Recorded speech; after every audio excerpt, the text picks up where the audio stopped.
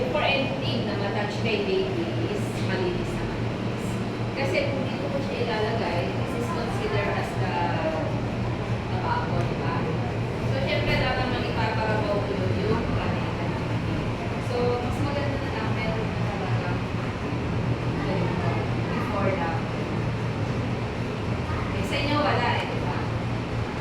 So, it should be dapat meron nakalagpag muna yan bago kayo maglagay ng okay? So, isip-isipin ninyo, tama diba? Kasi this is a baby.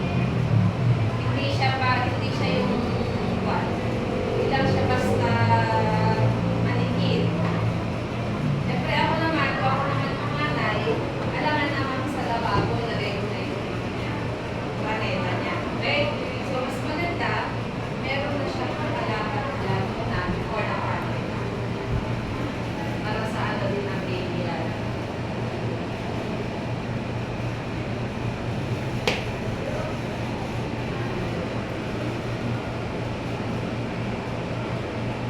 Iniiwasan po talaga na ito ay nakasalat. Kasi ano mangyayari? Baka mamaya intentionally ng ulit ko. Kaya naman sa baby. Okay? So, hindi po siya nakaganyan. Pag nakita na siya sa ganyan, i-call niya siya.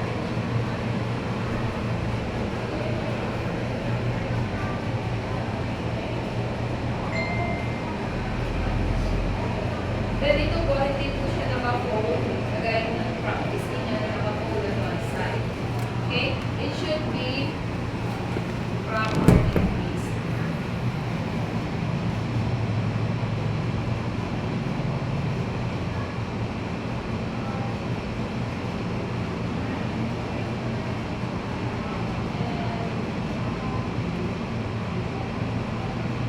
Sa inyong one, bonnet. Hindi syempre may itong bonnet pa yan. Kulang to ng one, sir. Kulang ng isang pair ng mittens and then isang pair ng booties, then bonnet. Dito. Diaper, tapos baka meron kayong one. Kunwari may protein jelly.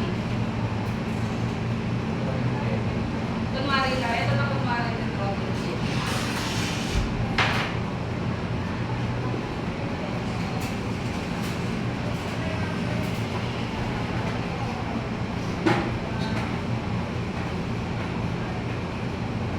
Yung sabon, ay yung mga towel, face powder, ganyan.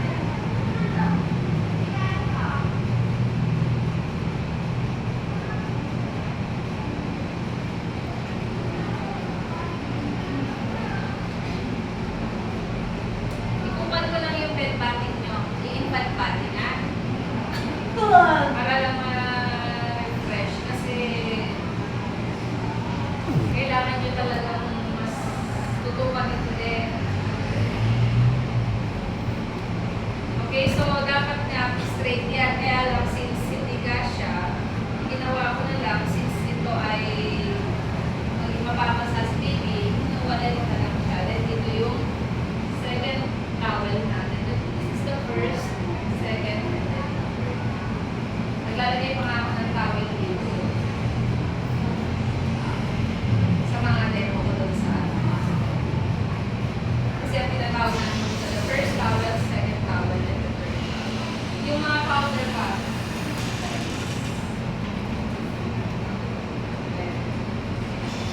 Powder.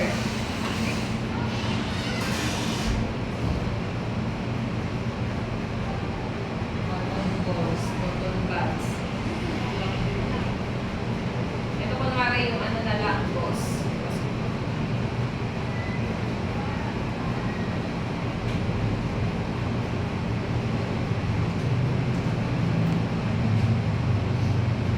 Kunwari, ito na lang yung cologne. Ito yung cotton buds.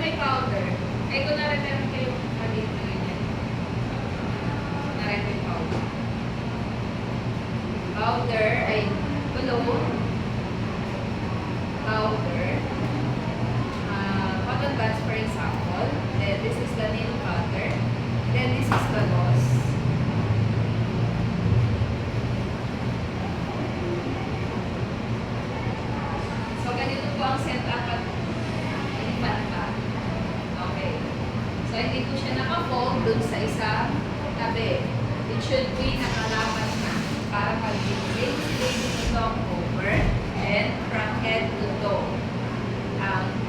What? One last.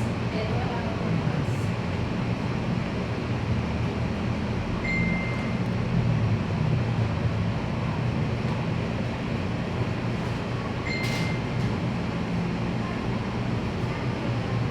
Alcohol mo, kasi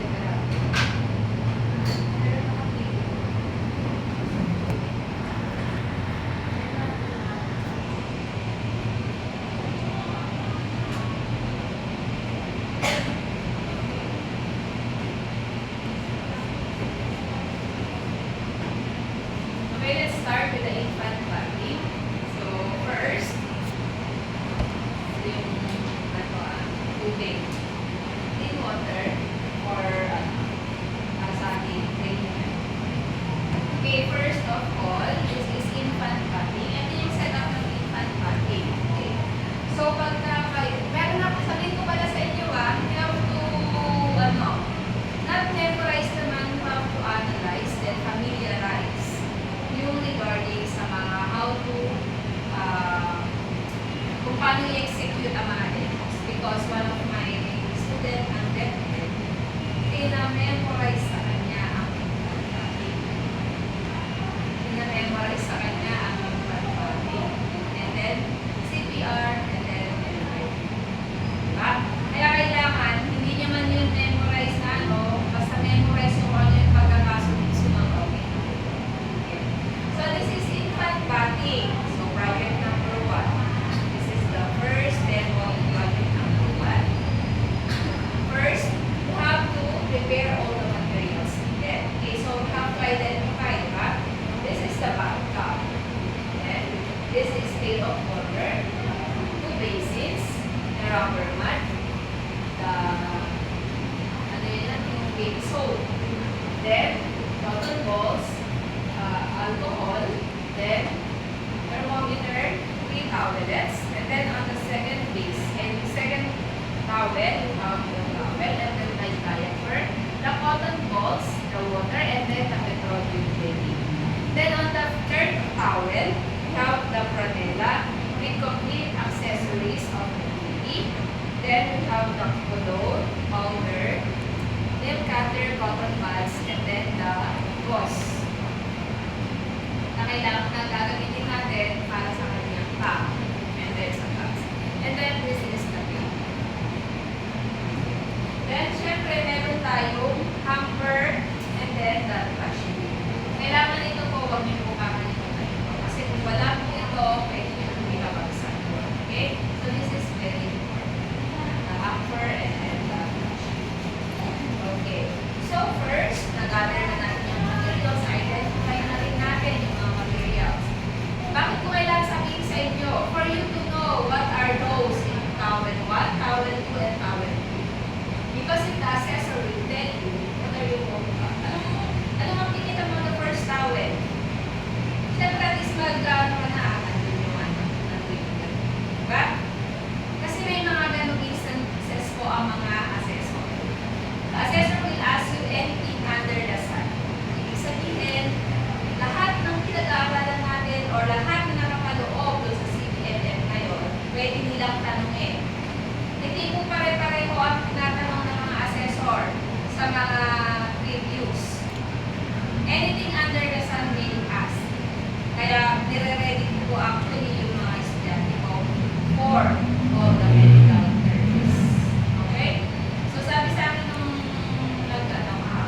nung sa akin, bakit hindi mo tinuro yung diaplegia? Tinuro ko yun kamo, pero wala sa isip nyo. Tinuro ko ang diaplegia, monoplegia, quadriplegia, hemiparesis, wala. Mga ganon, paraplegia. Tinuro ko yun. Kaya lang, syempre, sa dami na ng mga nasasabi, hindi na rin nila kung ano, nagkakaroon. Okay, so yun. Kailangan natin matutunan ng mga medical terms. Okay, so first, you have to, anong gawin na natin? Hand wash, diba? Then sanitize all the materials needed.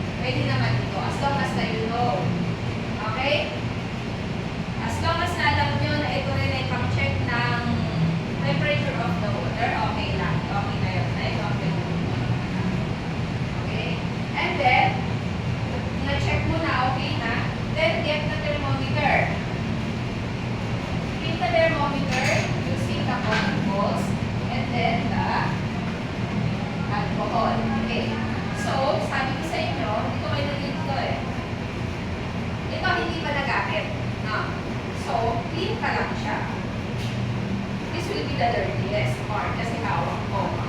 Now, okay. So, meron ng bottom balls, may alcohol. So, I will going to heat the thermometer in circular motion from top to bottom. Then, discard. Okay. Top to bottom. Cleanest to dirtiest. Then, tayo sa KKB. Doon po sa testa, mag-hand raise down, hand raise up kayo. Because you are going to use clean. Okay, so prepare your body. Your proper body practice. Hindi mo lulupongin ang baby. You have to side raise down. Then, instruct na baby. Okay, baby. Lagyan na natin yung thermometer. Check natin kung pwede ka maligo. Then, nag-drip na. Okay. So, okay, sige, pwede ka maligo. 36.5.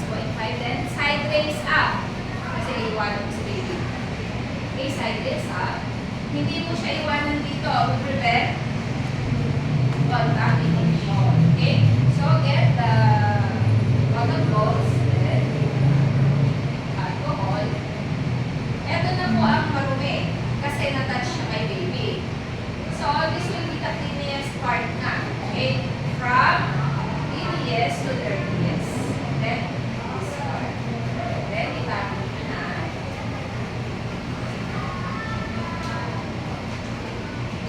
Then, get the baby. Okay? Side raise down. Prepare your body mechanics. Then, get the baby. Ganito po ang pagkuha kayo. Hindi nyo po igagano. Okay? Hindi nyo igagano. Oo. Nakapalwanin siya. Then, ilagay nyo siya sa first step. Then, and then, cover shape. Okay? So, open. Hindi nyo ibababa na ganyan kasi mamamaya sila na di makita. So, top to. Okay. Then, check first for the diaper. I-check natin first kung merong poop si baby. Bakit? Ang rationale, kailangan maalis muna yung poop. Kasi, to prevent rashes. Yung bata. Mas mag-iposip na tayo dito. Diba? Mas maganda malinis muna natin yung poop ni baby bago tayo. Okay? Then, wait.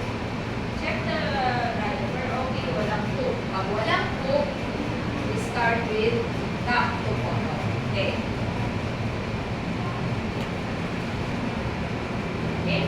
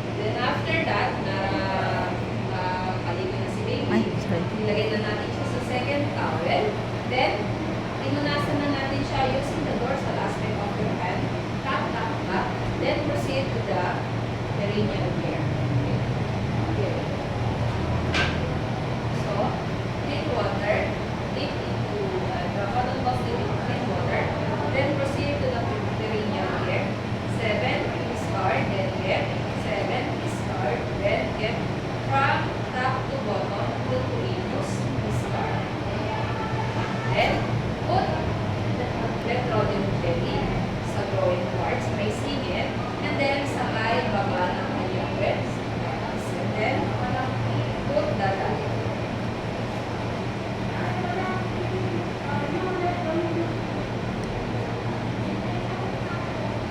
So, kailangan i-assure ninyo na yung baby is, ay yung tummy is considered as baby nga talaga. Kasi ang mga baby, very fragile. Ang kanilang tummy hindi dapat na-expose to prevent what? Colic. Okay? So, dapat masanay po kayo ng ganun kasi mag-bread is always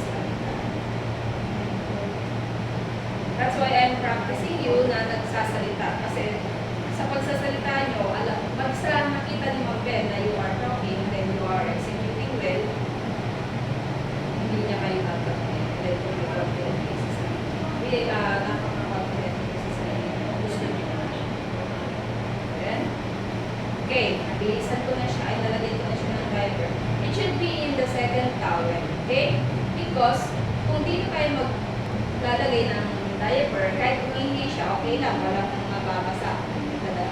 Pag doon ko pa kasi siya lalagyan ng diaper, at pag siya ay umihi, basta lahat ng gamit niya. Ano kasi ba? So, it should be in the on the second towel. Okay? Nasa ano po yan? Dito din ba kayo? Dito. Okay? So, it should be okay, marami na akong napadaanan na ganito. Ganito po ang setup natin. Okay? Wala akong feedback na. Then, get the baby. Okay? Then, put the baby. Then, cover. Okay. Na-cover pa rin siya kasi yung iniiwasan natin yung kanyang baka mamaya makabag siya. Diba? So, kailangan it should be covered always. Then, ang paglalagay naman dito ng damit is from head to toe pa rin. From top to bottom. Okay, so ilagay na po natin ang kanyang bonnet. Dahan-dahan natin ilagay. Then, ilagay na natin ang kanyang damit. Okay,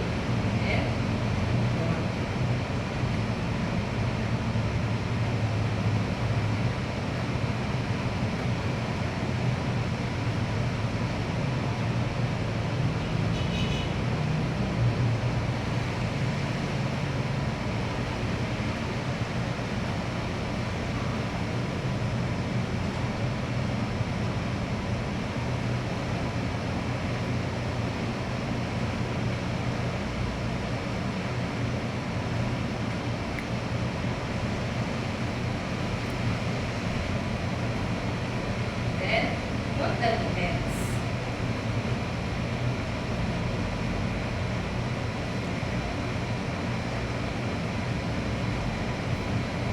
Then, put the pajama.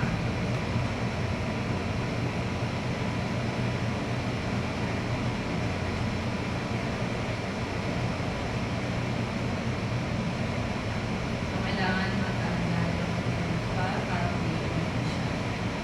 Then, put the booties. So, pagka po siya ay nadalitan na, tsaka pa lang po tayo ano sa kanya, maglilinis. Okay. So, first, get the cotton buds. Then, ear muna. Okay, ear. Outer surface lang. Then, the next. And then, discard. And get another one for the nose. Then, kabila for the nose. Then, discard. And then, get the gauze or yung lampin. Then, basahin lang. May yun dapat dito. And then, discard. And then, yan. So, ngayon na, kailangan ko nang magpupo. Okay, get the nail cutter first, then open. Then, cover. Kailangan i-cover up natin palagi kasi baka mamaya sa likod ng baby, mas scratch niya ang kanyang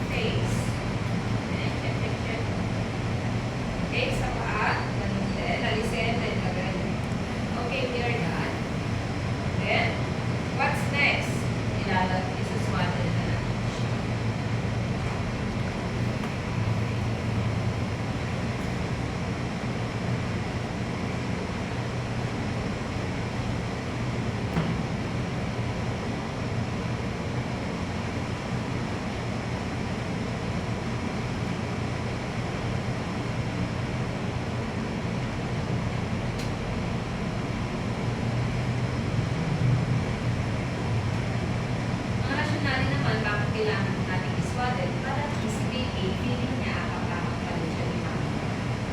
Okay. Then, the next is, pwede na ba natin siya, eto pala, bago natin siya iswaddle, tanungin natin si mami, sa employer niya, sa boss ninyo, kung gusto niya ba na maglagay tayo ng tulong or powder. That is the discretion. Kung gusto ni mami, hindi yung kung gusto mo. Kung gusto ni mami na maglagay, okay. Kung ayaw niya, okay. And then, since ayaw ni mami, get the baby. Okay? Ganito pa rin ang magbuhat kay baby because you are going to prepare your proper body mechanics. Then, flex. Kasi cream ito, diba? Then, bago nyo siya ilalagay sa cream, you have to check. Pagpagin. Yan, pagpagin. Kasi baka mamaya, may langgam, may insekto. Yan. So, since wala na napagpag na, put the baby on the cream slowly. Then, lipitin nyo na siya ng una. Ganyan. Then, side rails down. Ay, side rails up. Okay? Itataas mo na yung lock niya. That is the side rails up. And then, fix all the materials used. Document